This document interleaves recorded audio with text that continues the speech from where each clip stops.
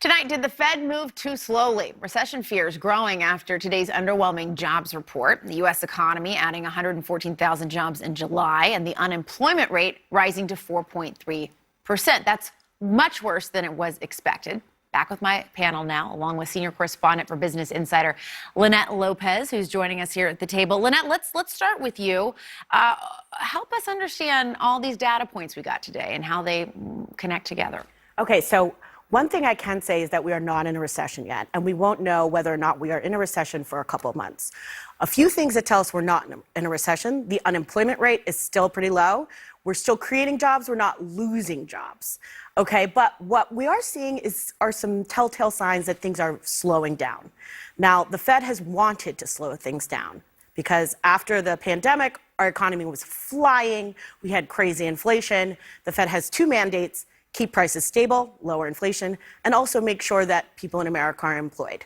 As we're getting to this complicated period, the economy is slowing, and the Fed has to kind of stick the landing, to use an Olympic reference, and make sure that we land this economy with a low unemployment rate and also price stability. So it'll be focusing on making sure we have interest rates at the right level to do that.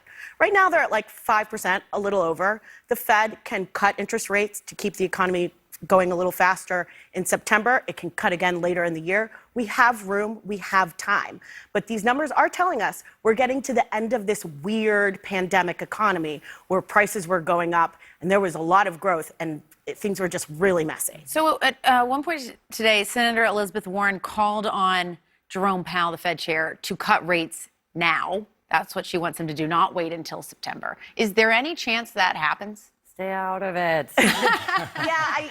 You don't want that. You do not want any elected officials, whether it's Donald Trump or Elizabeth Warren, telling the Fed what to do. And by the way, the Fed does not care what Elizabeth Warren has to say because they are an independent body. They will do what they see fit. But I mean, this is an amazing economic team. It is extraordinary what they pulled off in the last few years to keep us out of recession. You know, to get the right balance. It was expected that this was going to pull back. Everyone's praying for interest rate cuts.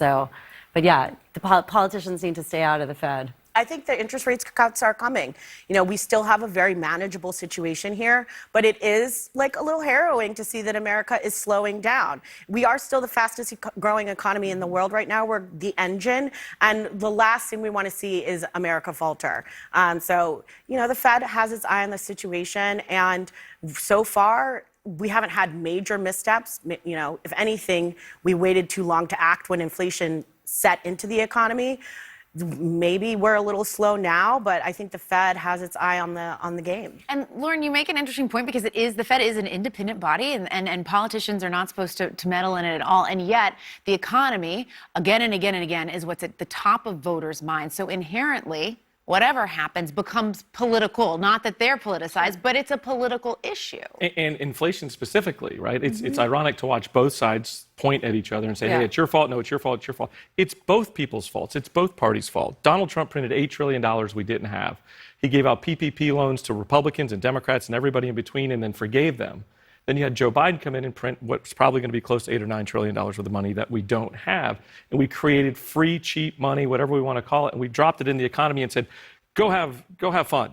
Go keep your lives exactly where they're at. And now, you know, for every action, there's an equal and opposite reaction. The reaction is going to have to be to catch up from this. Well, what Janet Yellen will say about that, and I've heard her talk about it, is that she will say that the concern was, remember, a lot of this economic team, the Biden economic team, was there during the crash in 2008, and they learned from it. And what Yellen has said is that they were terrified that it would take a decade to recover from COVID the way it did after the 2008 crash. And so they intentionally overstimulated the economy because they were so worried that it could take, you know, as long as it did after 2000. They learned their lesson, is how she would put it. But yes, the flip side of that is obviously everything we all have come to understand. But, you know, if you ask me, relative to most of the rest of the world, I think they made the right calls. If you bought a house in the last couple of years, it's going to take you a decade to recover, most likely.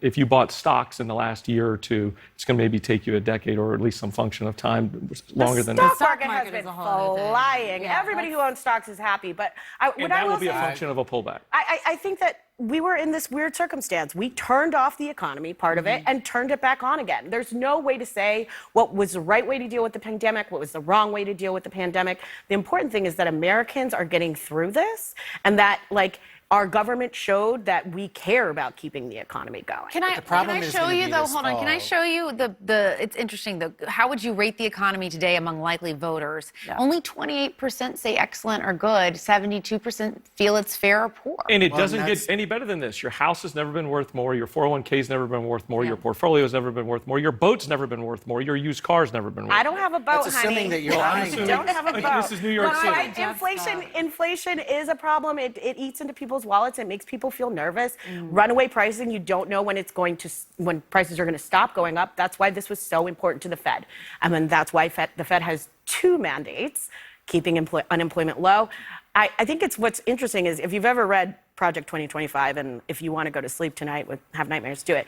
But that recommends that the Fed get rid of keeping the unemployment low mandate, and that it just focus on price stability. So the Federal Reserve would not care at this moment that we're losing jobs or that unemployment would be going up. That we're having a slowdown. What we want to do is keep things normal. We want to keep politics out of the Fed. That is what I would say over and over again. And the Fed has its eye on the ball. I think we keep things kind of the way That's fine, but I mean, I think we're all talking, at a 30,000-foot level or probably even way down below. But the middle America that sees what they're spending day in and day out, they're not understanding the fact that they don't have a boat, they don't have a car, they're still renting. And if they want to buy a house right now, a house that they wanted to buy 3 years ago that cost them maybe $3,500 a month is now with interest rates costing them $7,000 a month. And so I think when we go back to Carville and Stephanopoulos' it's the economy stupid tagline, that's what the folks voting in November, at the end of the day, they're going to weigh in, are we okay with Donald Trump and his vernacular and what he says? Or am I feeling a little bit better because I'm spending less on groceries, I'm spending less on gas, I'm spending less on cars, I can afford a house? That, I think, is going to sway 5 to 10% of the public. We're going to have to see. The voters will tell us what they think on that. Lynette, thank you for joining us here at the table. We appreciate it. You guys are going to stick around. We have more to discuss. Up next, Team Harris announcing some big and familiar hires for its campaign. What does it mean that key Obama campaign alumni are now working for Harris? We're going to talk about that.